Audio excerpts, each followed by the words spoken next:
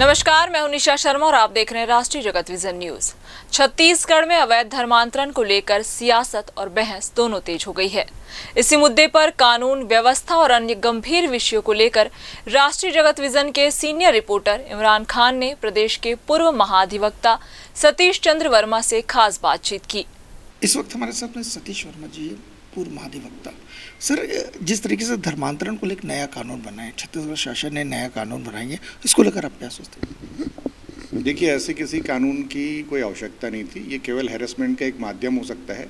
अंग्रेजों ने सन 1860 में भारतीय दंड संहिता बनाया था, तब से इन सब सारी चीज़ों के लिए व्यवस्थाएं बनी हुई है। नियत की बात है, अगर आपकी नियत अच्छी नहीं है तो 100 कानून बनाइए, कभी उसको आप इम्प्लीमेंट नहीं कर पाएंगे। और नियत अच्छी है तो एक ही कानून पर्याप्त होता है। तो ये मेरी व्यक्तिगत सोच है कि इस कानून का दुरुपयोग ही होगा और इस कानून की आवश्यकता छत्तीसगढ़ जैसे शांत प्रदेश में नहीं, इससे अशांति फैलेगी, ऐसा मुझको लगता है। ये 15 से 20 साल तक की सज़ा, ये तो एग्जॉर्बिटेंट है। देखिए, धर्मांतरण कोई किसी को ज़बरदस्ती करा नहीं सकता है, ये पॉसिबल नहीं है। और धर्मांतरण एक मत को मानने की बात होती है। यदि किसी की इच्छा है तो वो हिंदू रह सकता है, मुसलमान बन सकता है, ईसाई बन सकता है, सिख बन सकता है।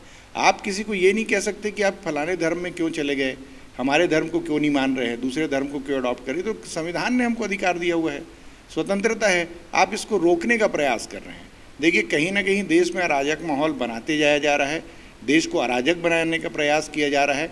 और ये दुर्भाग्यजनक है, जो ब्रिटिशर्स हमारे नहीं थे वो ऐसा कानून बनाए थे जिससे कि समाज का भला होता था। और जो आज भारतीय हैं, जो हम अपने आप को यहाँ का मूल निवासी कह रहे हैं, देश के हितार्थी कह रहे हैं, ये खुद ही ऐसे कानून बना रहे हैं कि वैमनस्यता बढ़ती जा रही है। आज हर वर्ग दूसरे वर्ग पे अविश्वास करता है। यही कारण है कि इस तरह का कानून बना के ये लोग इसका फायदा लेना चाहते हैं। इससे किसी का भला नहीं होगा। वहीं सतीश चंद्र वर्मा ने दोहरे कानून की स्थिति पर चिंता जताते हुए कहा कि छत्तीसगढ़ में एक पावरफुल आईपीएस रतनलाल डांगी के लिए अलग कानून है और डीएसपी कल्पना वर्मा के लिए अलग कानून है।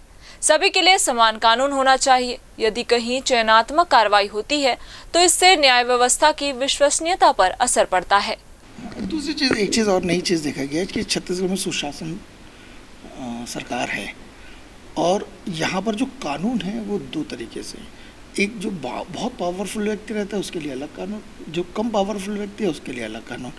जैसे उदाहरण के लिए अगर हम बात करें तो रतनलाल डांगी, उनके ऊपर एक महिला आरोप लगा रही है, लगभग 6 महीने से वो घूम रही है, उन पर कोई सुनवाई नहीं होती। वहीं एक डीएसपी कल्पना वर्मा के मामले में आते हैं तो तत्काल संज्ञान में ले लिया जाता है। देखिए, मैं फिर कहूँगा, कानून अपनी जगह है, कानून मजबूत होता है। सुशासन की क्यों गुहार लगाई जा रही है, क्यों बारंबार ये लोगों को बताया जा रहा है कि सुशासन की सरकार है। हर शासन सुशासन का होता है, आपकी नीयत कैसे, ये इंपॉर्टेंट है। और यदि दो अलग अलग लोगों पे आप विभेद करते हैं, अलग तरीके से कानून को इम्प्लीमेंट करते हो, तो कैसा सुशासन है ये तो दुशासन की बात हो गई है। सुशासन तो तब होता है जब आप सारे लोगों को एक ही न्याय दंड से दंडित करते हैं।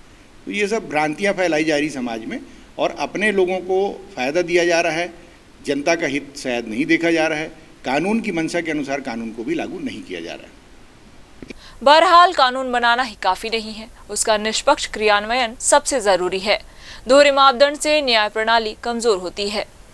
अगली कड़ी में देखिए छत्तीसगढ़ में नशे की खेती और राइट टू एजुकेशन पर उन्होंने क्या कहा। फिलहाल इस खबर में बस इतना ही। देश प्रदेश की खबरों से अपडेट रहने के लिए हमारे चैनल को सब्सक्राइब करें और नई खबरों के नोटिफिकेशन के लिए बेल आइकन जरूर दबाएं। नमस्कार।